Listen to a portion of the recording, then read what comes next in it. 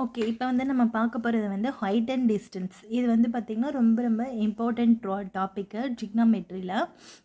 இப்போ ஃபஸ்ட்டு அதில் வந்து ஆங்கிள் ஆஃப் எலிவேஷன்னா என்ன, ஆங்கிள் ஆஃப் டிப்ரெஷன்னா என்ன அப்படிங்கிறத ஃபஸ்ட்டு நம்ம தெரிஞ்சுக்கலாம். சரிங்களா? இப்போ இப்படி ஒரு ட்ரையாங்கிள் இருக்குது, ரைட் ஆங்கிள் ட்ரையாங்கிள் இருக்குது. இப்போ இந்த ஆங்கிள் ஆஃப் எலிவேஷன் அப்படின்னா இப்போ இந்த இடத்துல தீட்டா இருக்குதுன்னு வச்சுக்கோங்க ஆங்கிள். இப்போ இங்கே ஒருத்தர் நிற்கிறாரு, இங்கே ஒருத்தர் நிற்கிறாருன்னா அதாவது ஃபஸ்ட்டில் இருந்து செகண்டை பார்த்தா அது ஆங்கிள் ஆஃப் எலிவேஷன். ஓகேங்களா? ஃபஸ்ட்டில் நின்றுட்டு இந்த இடத்துல நின்றுட்டு இங்கே பார்க்குறாங்க அப்படின்னா அது ஆங்கிள் ஆஃப் எலிவேஷன். இதுவே ஆங்கிள் ஆஃப் டிப்ரெஷன் அப்படின்னா என்னதுன்னா இப்போ வந்து இங்கே நின்றுட்டு அதாவது ரெண்டாவது இடத்துல நின்றுட்டு இங்கே பார்த்தாங்க அப்படின்னா அது வந்து ஆங்கிள் ஆஃப் டிப்ரெஷன். இங்கே இப்படி மொத்தத்தில் இங்கிருந்து இங்கே பார்த்தாலுமே இல்லை இங்கே நின்றுட்டு இங்கே பார்த்தாலுமே ஃபார்ம் ஆகிற ஆங்கிள் வந்து சேமாக தான் இருக்கும். சரிங்களா? ஓகே. இப்போது இதில் மேக்ஸிமம் நம்ம வந்து tan தீட்டா தான் ஃபைன் பண்ணோமோ. இப்போ tan தீட்டா அப்படிங்கிறது வந்து பார்த்திங்கன்னா ஆப்போசிட் டிவைடட் பை அட்ஜசன்ட் அப்படிங்கிறது தெரியும். இப்போது இது ஒரு இப்போ இங்கே வந்து பார்த்திங்கன்னா ஃபஸ்ட்டு tan 30 டிகிரி இதில் போட்டோம்னா 1/√3. மேலே இருக்கிறது வந்து tan ஆப்போசிட்டு. ஸோ ஆப்போசிட் வந்து 1, அட்ஜசன்ட் வந்து √3. ஹைப்போடெனியஸ் எப்படி போடுவீங்க? Adjacent square hypotenuse square. So adjacent square வந்து 3, ஹைப்போடெனியஸ் ஸ்கொயர் வந்து 1. So 3 + root of adjacent square plus hypotenuse square. சரி, ஒரே நிமிஷம் நான் போட்டே காமிச்சிடறேன். Hypotenuse square equal to root of adjacent square plus opposite ஸ்கொயரா? அப்போ √3 ஸ்கொயர் பண்ணால் 3 + 1 √4. ஸோ √4லேருந்து வெளியே எடுத்திங்கன்னா 2. சரிங்களா? இதை வந்து நீங்கள் போட்டுட்டு இருக்கக்கூடாது. எக்ஸாம் டைமில் வந்து நீங்கள் வந்து இதோட வேல்யூ 1√3 2 அதுக்கப்புறம் அது மாதிரி நீங்கள் வந்து மெமரைஸ் பண்ணி வச்சுக்கணும். இதுவே tan 45 டிகிரியோட வேல்யூ 1. ஸோ 1/1. அப்போ ஆப்போசிட் வந்து 1, அட்ஜசன்ட் வந்து 1. ஸோ ஹைப்போடெனியஸ் √2 இருக்கும். இதில் சப்ஸ்டியூட் பண்ணி பாருங்கள். அடுத்தது tan 60 டிகிரியோட வேல்யூ √3/1. ஸோ இது மாதிரி போட்டிருக்கேன். ஸோ இது வந்து நீங்கள் மெமரைஸ் பண்ணிட்டீங்க அப்படின்னா இந்த மூணுமே நம்ம ஈஸியாக போட்டுக்கலாம். சரிங்களா? ஓகே. இப்போ நீங்கள் எக்ஸாம் போகிறதுக்கு எக்ஸாம் ஹாலில் நீங்கள் போய் உட்காந்துட்டீங்க அப்படின்னா வந்து எக்ஸாம் ஸ்டார்ட் ஆகிறதுக்கு முன்னாடி வந்து பார்த்திங்கன்னா உங்களுக்கு ஒயிட் ஷீட்ஸ் கொடுப்பாங்க. அந்த ஒயிட் ஷீட்ஸில் வந்து நீங்கள் ஃபார்முலாஸு அப்புறம் இந்த மாதிரி இது எல்லாமே நீங்கள் ஃபஸ்ட்டே வந்து நோட் பண்ணி வந்து இது பண்ணி வச்சுக்கிட்டீங்க அப்படின்னா உங்களுக்கு வந்து எப்படி உங்களுக்கு வந்து கொஞ்சம் ஈஸியாக இருக்கும். சரிங்களா? எழுதுறதுக்கு. சரி, ஓகே. இப்போ வந்து நம்ம சம்ஸ் வந்து இதிலேருந்து பார்க்கலாம். ஓகேங்களா? ஓகே. இதில் ஃபஸ்ட் கொஷின் பாருங்கள். A rope of 20 meter tied to top of the pole is affixed at a point on the ground to keep the pole up height. If the wire makes an angle of 30 degree with the horizontal through the foot of the pole, find the height of the poleன்னு கேட்டிருக்காங்க. அதாவது என்ன சொல்லியிருக்காங்க அப்படின்னா first வந்து நம்ம இப்போ அதாவது first நான் வந்து இப்போ இதை எக்ஸ்பிளைன் பண்ணுறேன். சரிங்களா? அதாவது ஒரு ரோப் வந்து பார்த்திங்கன்னா அதாவது ஒரு போல் வந்து எங்கே இருக்குன்னா கிரவுண்டில் இருக்குது. சரிங்களா? கிரவுண்டில் இருக்குது. சரிங்களா? இப்போது அந்த போல் வந்து கிரவுண்டில் இருக்குது. அதில் இருந்து என்ன பண்ணியிருக்காங்க அப்படின்னா ரோப்பை வந்து கட்டியிருக்காங்க கிரவுண்டுக்கு. சரிங்களா? இப்போ இப்படி ஒரு போல் இருக்குதுன்னு வச்சுக்கோங்க. சரியா? இது வந்து எனக்கு கிரவுண்டுன்னு வச்சுக்கலாம். சரிங்களா? Okay. A rope of 20 meter tied to top of the pole is affixed at a point on the ground. அப்போ போல் வந்து கிரவுண்ட்லேருந்து ஒரு பாயிண்டில் அஃபிக்ஸ் ஆகிருக்கு. சரிங்களா? அப்போ இது வந்து எனக்கு போல். சரிங்களா? சரி. இப்போ இந்த போல் வந்து இந்த கிரவுண்டில் வந்து பார்த்திங்கன்னா ரோப்பு வச்சு கட்டியிருக்காங்க டைடு. சரிங்களா? இது வந்து எவ்வளோன்னு பார்த்தீங்கன்னா 20 மீட்டர் அப்படின்னு சொல்லிட்டு கொடுத்துட்டாங்க. சரிங்களா? 20 மீட்டர்னு சொல்லி கொடுத்துக்கிட்டாங்க. சரி, இப்போது என்ன பண்ணணும் அப்படின்னா இப்போ நம்மளுக்கு tan தீட்டாவுடைய இது என்ன தெரியும். அப்போ கட்டிட்டாங்க. அதுக்கப்புறம் இந்த ஹரிசாண்டல் இதுக்கும் இந்த போலுக்கும் வந்து பார்த்திங்கன்னா எவ்வளோ ஆங்கிளை ஏற்படுத்துதுன்னு அவங்க கொடுத்துருக்காங்க. 30 டிகிரியை ஏற்படுத்துது அப்படின்னு கொடுத்துட்டாங்க. சரி, இப்போ நம்மளுக்கு ஆல்ரெடி தெரியுதோட வேல்யூ இது 1 √3 இது வந்து 2ன்னு தெரியுமா? அப்போது எனக்கு இந்த 2 தான் 20ன்னு தெரியும். அவங்க என்ன கேட்டிருக்காங்க, find the height of the pole. அப்போ ஹைட்டுங்கிறது இதுதானே ஒரு போலோட ஹைட்டு. அப்போ 2 தான் 20னா எனக்கு 1 வேணும். ஸோ 1 வந்து எனக்கு 10. இதோ 20 மீட்டர்னால் இது 10 மீட்டர். அவ்வளோதான். புரியுதுங்களா? ஸோ ஃபஸ்ட்டு வந்து இது கிரவுண்டில் ஒரு பாயிண்ட்டில் வந்து போலை வந்து நம்ம ஃபிக்ஸ் பண்ணியிருக்காங்க. அந்த போலை வந்து பார்த்திங்கன்னா கிரவுண்டுக்கும் அந்த போலுக்கும் கயிறு வச்சு கட்டியிருக்காங்க. அது வந்து 20 மீட்டர் டிஸ்டன்ஸில் கட்டி வச்சுருக்காங்கன்னு சொல்லியிருக்காங்க. அப்போது நம்ம இதை மேக் பண்ணி என்ன பண்ணணும் அப்படின்னா சம்ம ப்ரொசீட் பண்ணணும். சரிங்களா? ஓகே, இப்போ வந்து இந்த கொஸ்டின் பாருங்கள். A vertical tower stands on building of 20 metre height. அப்போது ஒரு வெர்டிக்கல் டவர் இருக்குது, அதாவது நேராக பார்த்துருக்க ஒரு வெர்டிக்கல் டவர் இருக்குது. அது வந்து பார்த்திங்கன்னா ஒரு பில்டிங் மேலே இருக்குது. சரிங்களா? அதாவது பில்டிங் ஆஃப் 20 மீட்டர் ஹைட்னா 20 மீட்டர் ஹைட் இருக்க பில்டிங் மேலே வெர்டிக்கல் டவர் இருக்குது. சரிங்களா? ஓகே, இந்த 20 மீட்டருங்கிறது டவரோட ஹைட்டாக நீங்கள் போட்டிருக்கூடாது. சரிங்களா? பில்டிங் ஆஃப் 20 மீட்டர்னா பில்டிங்கோட ஹைட்டை தான் 20 மீட்டர். சரி, இப்போ angle, if the elevation angles are 45 degree and 60 degree from a point on the ground of the bottom and top of the tower. அப்படின்னா என்ன மீனிங்னா 45 டிகிரி வந்து பார்த்திங்கன்னா எதுக்கும் உள்ள ஆங்கிள் அப்படின்னு வந்து பார்த்திங்கன்னா கிரவுண்டுக்கும், அதாவது ground of the bottom and top of the tower. சரிங்க, ஓகே. அதுக்கப்புறம் வந்து இந்த ஹைட் ஆஃப் த டவர் வந்து கேட்டிருக்காங்க. அதாவது என்ன சொல்லியிருக்காங்கன்னா அதாவது பாட்டம் இருக்குது பார்த்தீங்களா, டவருடைய பாட்டமுக்கும் கிரவுண்டுக்கும், சரிங்களா, டவருடைய பாட்டமுக்கும் கிரவுண்டுக்கும் மேக் பண்ணுற ஆங்கிள் 45 டிகிரி, டவருடைய டாப்புக்கும் ஓகேங்களா கிரவுண்டுக்கும் மேக் பண்ணுற ஆங்கிள் வந்து 60 டிகிரி அப்படின்னு சொல்லி கொடுத்துருக்காங்க. இப்போ ஃபஸ்ட்டு நம்ம கொஸ்டின் நல்லா அண்டர்ஸ்டாண்ட் பண்ணிட்டோம்னா நம்ம டயக்ராமை வந்து ஈஸியாக வரைஞ்சிடலாம். இப்போ ஃபஸ்ட்டு பாருங்கள், இப்போ இதை வந்து நான் வந்து கிரவுண்டுன்னு எடுத்துக்கிறேன். சரிங்களா? இது வந்து நம்மளுக்கு கிரவுண்டு. சரிங்களா? ஓகே, இந்த கிரவுண்டில் இருந்து பில்டிங் இருக்குது, இந்த கிரவுண்டு மேலே பில்டிங் இருக்குது. அந்த பில்டிங் வந்து பார்த்திங்கன்னா இதுதான் எனக்கு பில்டிங்கு. அது வந்து எனக்கு 20 மீட்டர் ஹைட் இருக்குது. இந்த பில்டிங் மேலே என்ன இருக்குதுன்னு பார்த்தீங்கன்னா டவர் இருக்குது, பட் எவ்வளோ ஹைட்டுன்னு சொல்லலை. சரிங்களா? இப்போது பாட்டமுக்கும், அதாவது டவரோடைய பாட்டமுக்கும் கிரவுண்டுக்கும் உள்ள ஆங்கிள் 45 டிகிரி. இதுதான் நம்மளுக்கு டவரோடைய பாட்டம், இது வந்து கிரவுண்டு. இந்த ஆங்கிள் வந்து எனக்கு 45 டிகிரி. சரிங்களா?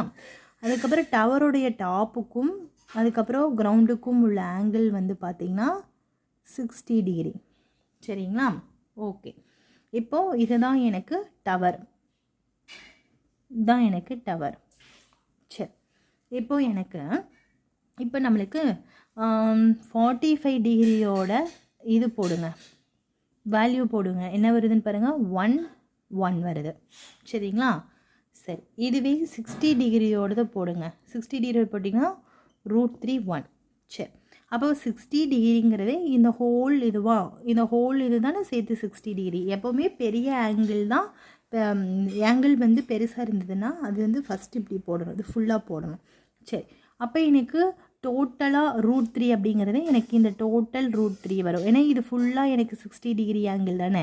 அப்போ இந்த 60 டிகிரி ஆங்கிள் இந்த ஹைட் பிளேஸு சேம். அப்போ எனக்கு இது வந்து எனக்கு √3. ஓகே, அதுக்கப்புறம் வந்து பார்த்திங்கன்னா 45 டிகிரிக்கு எடுத்துக்கிட்டிங்கன்னா பேஸில் இருக்கிறது 1. அப்போ அதே மாதிரி இந்த சைடு இருக்கிறது இது வந்து 45 டிகிரி ஆங்கிள். கலர் இருந்தால் நான் மென்ஷன் பண்ணி காட்டியிருப்பேன், கலர் மாற்றி இல்லாதனால கொஞ்சம் கன்ஃபியூஸ் ஆகும். இது வந்து எனக்கு 45 டிகிரி ஆங்கிள், இது ஃபுல்லாகவுமே எனக்கு 60 டிகிரி ஆங்கிள். சரிங்களா? அப்போ 45 டிகிரிங்கிறது அப்போ இந்த இடத்துல எனக்கு என்ன வரும்னு பார்த்தீங்கன்னா இந்த இடத்துல எனக்கு 1 வரும். சரிங்களா? சரி, இப்போது நல்லா கவனிங்க, இது ஃபுல்லாக √3, இதை வந்து எனக்கு 1.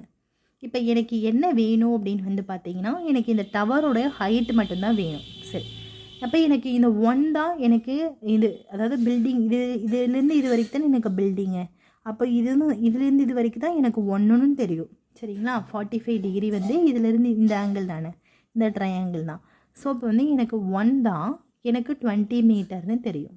சரி, இப்போ எனக்கு இது ஃபுல்லாக √3.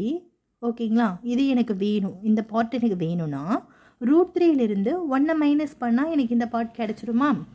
அப்போ எனக்கு √3 - 1 தான் வேணும். ஓகேங்களா? சரி, இப்போ எனக்கு 1 தான் இங்கே வந்து 20 மீட்டர். அப்போ எனக்கு √3 - 1 வேணும். ஃபஸ்ட்டு இதை √3ஆல் மல்டிபிள் பண்ணுங்கள். அப்போ என்ன வரும்? 20 √3. சரிங்களா?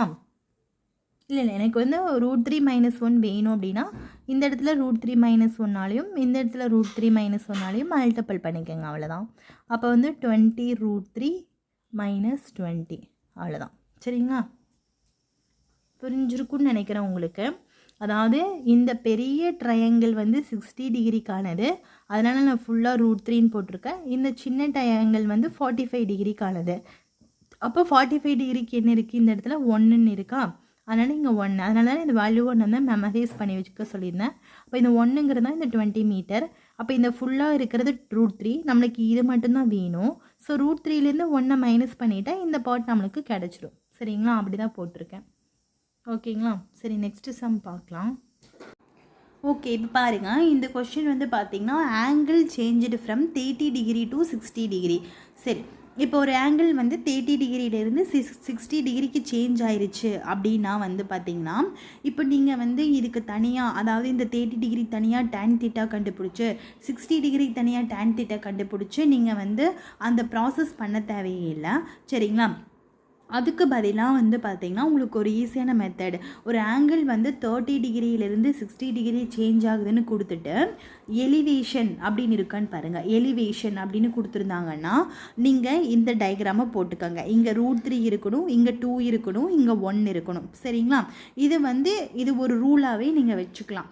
இதுவே வந்து 30 டிகிரியிலேருந்து 60 டிகிரி சேஞ்ச் ஆகிருக்கு அப்படின்னு சொல்லி கொடுத்துக்கிட்டு டிப்ரெஷன் அப்படின்னு கொடுத்துட்டாங்க அப்படின்னா இது 30 டிகிரி, இந்த இடத்துல 60 டிகிரி போட்டுக்கோங்க. சரிங்களா?